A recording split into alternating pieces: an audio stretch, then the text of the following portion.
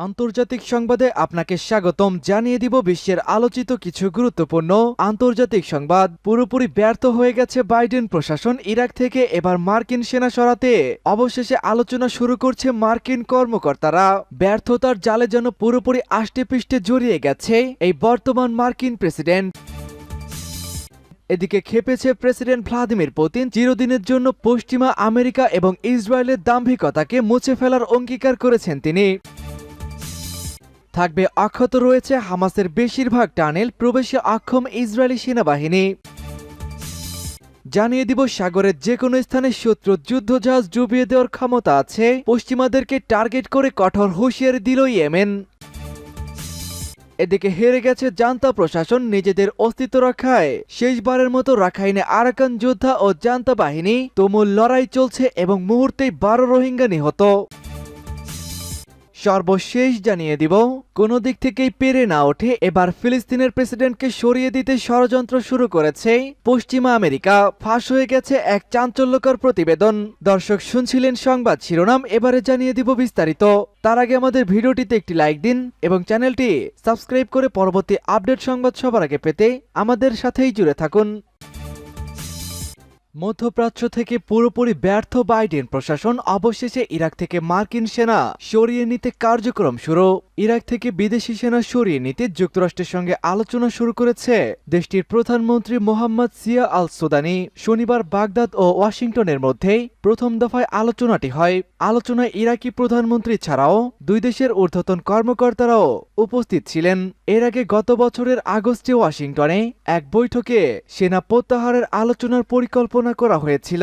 বিদেশি সেনারা ইরাক থেকে চলে গেলে সামরিক বিশেষজ্ঞরা ইরাকি নিরাপত্তা ও সামরিক বাহিনীর সঙ্গে অংশীদারিত্বের মাধ্যমে জোটটির ইসলামিক টেস্টের বিরুদ্ধে গ্লোবাল কোয়ালিশনের মিশন তদারকি করবেন এবং শেষ করবেন বলে আশা করেন ইরাকি প্রধানমন্ত্রী। খবর আল জাজিরা।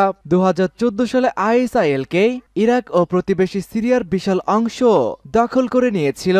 ওই সময়টাতে ইরাকে মার্কিন নেতৃত্বাধীন জোট সেনা মোতায়েন করা হয়। বর্তমানে 2500 মার্কিন সেনা ইরাকে মোতায়েন রয়েছে। চিরদিনের জন্য ইসরায়েল এবং আমেরিকার দাম্ভিকতাকে মুছে ফেলার অঙ্গীকার করলেন পুতিন। রাশিয়ার প্রেসিডেন্ট ভ্লাদিমির পুতিন তিনি অঙ্গীকার ব্যক্ত করেছেন আধুনিককালের নাৎসিবাদকে তিনি পৃথিবী থেকে চিরদিনের জন্য মুছে ফেলবেন। তিনি অভিযোগ করে বলেছেন ইউক্রেন এবং বাল্টিক প্রজাতন্ত্রগুলো হিটলারের নাৎসিবাদী নীতি ও আদর্শ গ্রহণ করেছে। শনিবার লেলেনগাদ অঞ্চলে দ্বিতীয় বিশ্বযুদ্ধের সময় জার্মান নাৎসিবাদী বাহিনীর হাতে সোভিয়েত নাগরিকদের হত্যার স্মরণ সভায় পুতিন একথা বলেছেন। তিনি বলেন আজকাল নুরেমবার্গ ট্রায়ালের ফলাফল কার্যকরভাবে বদলে দেওয়া হচ্ছে। কিছু দেশ ইতিহাসের পুনর্লিখন এবং নাৎসিবাদকে রংচং লাগিয়ে হিটলারি আদর্শ ও পদ্ধতিতে নিজেদেরকে সজ্জিত করছে বলেও অভিযোগ করেছেন তিনি। এ সময় পুতিন বাল্টিক অঞ্চলের কয়েকটি দেশের কথাও উল্লেখ করেছেন যারা রুশভাষী সংখ্যালঘুদের উপরও বৈষম্যমূলক আচরণ করে যায়। বৃদ্ধ, নারী এবং শিশুদের বর্বর গোলাবর্ষণের শিকারে পরিণত করার জন্য ইউক্রেন কর্তৃপক্ষকে অভিযুক্ত করেছে রুশ প্রেসিডেন্ট। কিয়েভ সরকার হিটলারের সহযোগী এসএস সদস্যদের শক্তিশালী করেছে এবং যারা নাৎসিবাদকে প্রতিহত করতে চান তাদের বিরুদ্ধে সন্ত্রাসী লেলিয়ে দিয়েছেন। প্রেসিডেন্ট ভ্লাদিমির পুতিনের মতে ইউরোপীয় অনেক দেশগুলো দেশের রাষ্ট্রীয় নীতি হিসাবে রুশ ভীতিকে ছড়িয়ে দেওয়ার চেষ্টা করে যাচ্ছেন। পুতিন প্রতিশ্রুতি দিয়েছেন ভালোর জন্য নাৎসিবাদকে নির্মূল করতে হবে এবং তার জন্য যা কিছু প্রয়োজন তার সবকিছুই করবে পুতিন। অক্ষত হামাসের বেশিরভাগ টানেল প্রবেশে অক্ষম ইসরায়েলি বাহিনী। হামাস কর্তৃক গাজার তলদেশে খনন করা শত শত কিলোমিটার সুড়ঙ্গের অধিকাংশই অক্ষত রয়ে গেছে এবং ইসরায়েলি সামরিক বাহিনীর সেখানে প্রবেশ করা অত্যন্ত কঠিন। রবিবার কাতার ভিত্তিক সংবাদ মাধ্যম আল জাজিরার এক প্রতিবেদনে এই তথ্য জানানো হয়। প্রতিবেদনে বলা হয়েছে একাধিক অজ্ঞাত পরিচয় মার্কিন কর্মকর্তাদের উদ্ধৃতি দিয়ে ওয়াল স্ট্রিট জার্নাল জানিয়েছে গাজার যুদ্ধ চতুর্থ মাসের শেষের দিকে। এ সময়ের মধ্যে ইসরায়েলি সামরিক বাহিনী হামাসের বিশাল ভূগর্ভস্থ নেটওয়ার্কের মাত্র 20 থেকে 40% ধ্বংস বা অকার্যকর করতে সক্ষম হয়েছেন।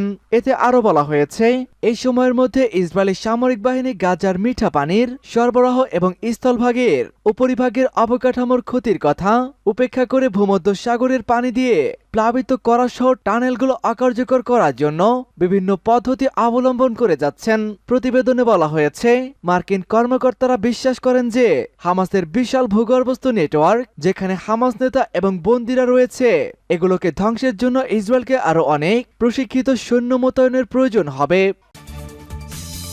সাগরের যে কোনো স্থানে শত্রুর যুদ্ধজাহাজ ডুবিয়ে দেওয়ার ক্ষমতা আছে, পশ্চিমাদের উদ্দেশ্যে এমন কঠোর হুঁশিয়ারি দিয়েছেন ইয়েমেনের সর্বোচ্চ নেতা। ইয়েমেন হুঁশিয়ারি উচ্চারণ করে বলেছে, লোহিত সাগর, আরব সাগর এবং ভূমধ্যসাগরের যে কোনো স্থানে শত্রুর যুদ্ধজাহাজ ডুবিয়ে দেওয়ার ক্ষমতা তাদের রয়েছে। এমন সময় দেশটি এই হুঁশিয়ারি উচ্চারণ করল যখন গাজা উপত্যকায় ইসরায়েলের বর্বর আগ্রাসনের প্রতিবাদে যখন সেখানকার বিদ্রোহী গোষ্ঠী হুতি গত অক্টোবর থেকে ইসরায়েলের সঙ্গে জড়িত বাণিজ্যিক জাহাজগুলোতে হামলা চালিয়ে আসছে। ইয়েমেনের উপপররাষ্ট্রমন্ত্রী হুসাইন আল এজি নিজের ভেরিফাইড এক্স পেজে দেওয়া এক পোস্টে লিখেছেন, আল্লাহর ইচ্ছায় আমরা ইয়েমেনের মূল ভূখণ্ডের যে কোনো স্থান থেকে লোহিত আরব ও ভূমধ্যসাগরের যে কোনো স্থানে থাকা বাণিজ্যিক বা যুদ্ধ জাহাজ ডুবিয়ে দেওয়ার ক্ষমতা রাখি। এজি আরও লিখেছেন, তবে আমরা অন্য কোনো সময়ের জন্য সে কাজটি করে রেখেছি, কারণ আমরা যুদ্ধের আর বিস্তার না ঘটিয়ে এখনই শান্তি প্রতিষ্ঠা করতে চাই। ইয়েমেনের হুতি যোদ্ধাদের সমর্থিত সরকার গত নভেম্বর মাস থেকে গাজা উপত্যকায় ইসরায়েলি ভয়াবহ আগ্রাসনের জবাবে লোহিত সাগর, এডেন উপসাগর ও বাব আল মানদেব প্রণালীতে ইসরায়েলি মালিকানাধীন ও ইসরায়েলগামী জাহাজগুলোতে হামলা চালিয়ে যাচ্ছে। সম্প্রতি ইঙ্গো মার্কিন বাহিনী হুতিদের অবস্থানে বিমান হামলা চালানোর পর ইয়েমেনের সেনাবাহিনী হামলার লক্ষ্যবস্তু হিসাবে মার্কিন ও ব্রিটিশ জাহাজগুলোকে অন্তর্ভুক্ত করে রেখেছে। সূত্র আল মাইয়াদিন টিভি। রাখাইনে আরাকান যোদ্ধা ও জান্তা বাহিনীর মধ্যে ব্যাপক লড়াই, নিহত 12 রোহিঙ্গা। মিয়ানমারের রাখাইন রাজ্যে জান্তা সেনাবাহিনীর হামলায় দুদিনে অন্তত 12 রোহিঙ্গা নিহত হয়েছেন। গত বৃহস্পতিবার ও শুক্রবার জান্তার গোলায় এসব প্রাণহানির ঘটনা ঘটেছে। স্থানীয় মানবাধিকার সংগঠনের বরাত দিয়ে এই তথ্য জানিয়েছে তুর্কিশ সংবাদ সংস্থা আনাদুল এজেন্সি। মানবাধিকার সংগঠন ফ্রি রোহিঙ্গা কোয়ালিশন জানিয়েছে, গত দুদিন ধরেই মিয়ানমারের পশ্চিমাঞ্চলীয় রাখাইন রাজ্যে সেনাবাহিনী নির্বিচার হামলা চালাচ্ছে।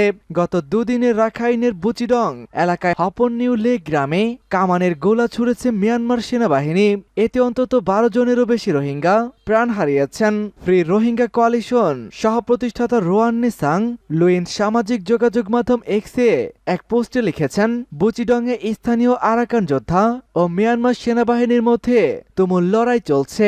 এই লড়াইয়ে সবচেয়ে বেশি হতাহত হয়েছেন রোহিঙ্গা সম্প্রদায়ের মানুষেরা।